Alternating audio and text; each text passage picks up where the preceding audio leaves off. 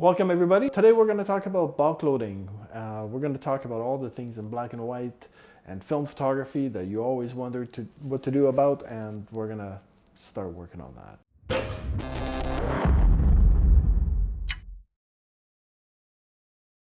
The history of bulk loading, it can happen for a few reasons. One of them is you're cheap. You want to make a lot of film. You want to shoot a lot of film. So you're thinking, I want to shoot the same batch of film. So you start doing that. Then you start thinking about your processing. You want to have a film that is consistent so that when you get in the darkroom and you start processing your film, it's all goes through without a hitch and a problem. The more you shoot the same film, the more you start understanding the film, the more you start knowing how it behaves. So that's why I recommend you shooting a lot of the same type of film. And then if you don't like that, or if you want to do something special, you change batch of film. So bulk loading is a great way for you to have at least a good 30 rolls of film to start shooting with. And then, especially if you go traveling somewhere, you bulk load, you do a whole batch of film, and then you've got a good old Ziploc bag full of film that you can work with. So today we're going to go through the bulk loading, and I'll show you some tricks, and I'll tell you where the problems are and what are the advantages also. Let's get to it. We have here a bulk loader. It's called a daylight bulk loader. This is a Watson. It's been around for a very long time. So this is probably the most common one you're gonna find. Right now I have this one loaded with black and white film. What I'm gonna show you, I have another one which is empty, and I'm gonna show you how to actually load a bulk loader, because that's where it's the most tricky. And I happen to have two, so I can actually show you. So it's designed so that the film gets spools right here and then goes into the first top tank here where you're gonna load the cassette. So you're gonna have to be doing this in complete darkness, otherwise you're in trouble. So you want to undo this in complete darkness. So you go in the dark room, or you cover every window in the bathroom, and you can do this at home too. So you undo this, and then you open. And then you see there's a gate right here. So of course that's where the film is gonna be. Now, before you load your film, when you know your tank is empty, if you can see through here, there's a little bit of dust that got in.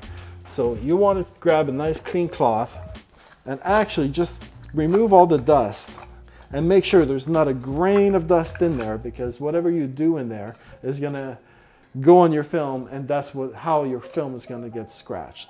Because let's not forget, if you bulk load your film, instead of being in a sealed environment, you're the one dealing with it. So chances are there's gonna be dust, and it's more prone to scratching, more prone to dust, more prone to all those different types of problems, because it keeps going in and out of cassettes. So you always want to keep it very clean. So I'm going to open the door right here. So the way it's designed, there's this window that happens right here. Here I have some dummy film.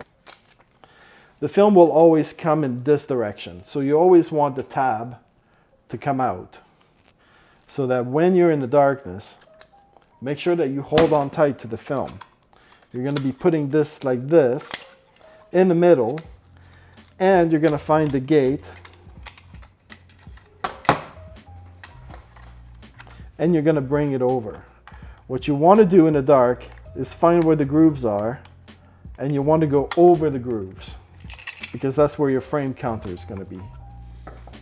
And then you want to make sure that your roll of film, mine just got twisted over, but you want to make sure that your film keeps tight in here, and you're going to find this window is going to go right here. Let me just take this out. It's easier when there's a lot of film, but what you want to do is wedge the film in here before the window. So you hold on to this film here, to the tab that's coming out. And then on this side, there's a notch that comes right here. Of course, you're in the dark, you have to know that it's there. So by this going up, it can't go anywhere. So now you know that this is set properly. Now you're just gonna screw this back in. You're gonna close this, and you're gonna lock it. And once you lock it like this, so I forgot to close the door. So you close the door, you move this. So this, of course, the two windows goes like this. Now, right now it's open, so you can do the bulk load, and then when you turn it, it closes it. So it's double walled. So basically, once it's like this, you can actually turn. Now you know that it's open, and now you bulk load. So let me go through the process when there's actually film in there. So don't forget, you have to do this in complete darkness. Works for black and white or color. Most film comes in 100 feet. This is 500 feet. So this is like a movie. So what I do is I usually will take about 100 feet off of this roll, cut it myself, and put it in. So right here I have Kodak XX movie film. So I'm gonna do this. We're gonna load the film. You're gonna open. So here's the tab of the film. The emulsion is on the bottom. Always want the glossy side to be up. Now there's different types of canisters. This is the plastic canister. This is the most common. It opens only on one side, okay? And then you remove this. It's a 3-piece part. It's actually a very good one to start with. Other problem is there's no DX coding. So when you put them into your camera, you have to set your ISO manually. Otherwise you're in trouble. So this is 200 ASA film. You better mark it somewhere on this roll of film, either on a piece of tape, and say what type of film it is, because nobody else knows, and especially if you're going to take it to the lab, they're certainly not going to know what you loaded on this. So you always have to be aware of this. So some of them are DX coded. So this is one that's metal, it's DX coded, and the metal ones you can actually remove both ends easily. So this one is actually a four-piece cassette. So this is the ones I use the most often, which is the metal one. Does not have the DX coating, but it doesn't bother me, and they've been very sturdy. Some people say only shoot 5 times with them until you throw them out. I say you don't have to do that. You actually just have to keep everything clean, and you make sure that the cassette's always clean.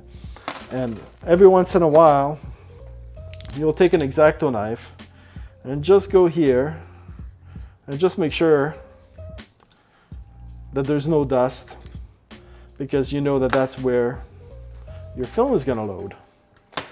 So let's load a piece of film right now. Let's load one of those cassettes. So there's different types of tapes you can use. I'm using gaffer tape. It's a bit like duct tape.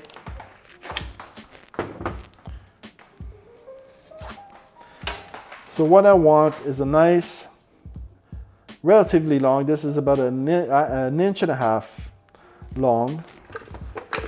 You want some good quality tape, because the cheap tape will actually always rip once you reach the end of the film, especially if you're on the motor drive and you're on the strong camera like the Nikon F4 and all your film is running through at a high speed. If you have cheap tape at the end, that's the end of the day, unless you wreck your whole roll of film. So right now I have the tape on my black and white film. Now, the long end of the spool always goes to the left side, and I really, really mean that. You cannot go it on the right side, because then your film will be spooled on the wrong way. So you want it to be on the left side, which is never the side of the crank, it's always the other side. So I'm lining this up easily. I'm wrapping it around, and I make sure that the tape is also catching at the bottom and not just on the top. And then I pre-roll it a little bit Load the cassette in. Make sure we seal both ends. Make sure that the seal is actually good. Loading it in. Now I want to put the door in. Put the lock. Turn the gate. Now it's all open. You do not want to open it at this point because otherwise the entire roll of film will get fogged. So you don't want that. So every click is one frame. I usually bulk load. When I bulk load, I usually go up to 40 because I know that the last frame that I took on this roll of film is no good. So once you do the bulk loading, always know that one of the pain of bulk loading is you lose your last frame if you want to do it in daylight. I bulk load my stuff in complete darkness all the time, so all the stuff that you see me do right now, I usually do it in the darkness so that I don't lose my last frame because you never know when the good picture is going to come. So I like to always be ready. So now we're going to turn this, we're going to load the film onto the cassette, 40 clicks, 1, 2, 3, 4, 5, 6, 7, 8, 9, 10.